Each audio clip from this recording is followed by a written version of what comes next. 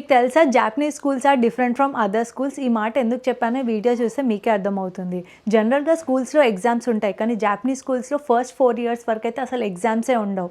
ఎందుకంటే ఎడ్యుకేషన్ కన్నా ఫస్ట్ వాళ్ళు ఇంపార్టెంట్‌గా నేర్పించేది పిల్లలకి గుడ్ మేనర్స్, ఒక మంచి హ్యూమన్ బీయింగ్‌లా ఎలా ఉండాలి and values, kindness and respect. And teachers కూడా పిల్లల్ని చాలా క్లోజ్‌గా అబ్జర్వ్ చేస్తారు. వాళ్ళు ఎలా బిహేవ్ చేస్తున్నారు అనేసి. అండ్ ఆల్సో వాళ్ళకి ఒక మంచి వాల్యూస్ కూడా నేర్పిస్తూ ఉంటారు.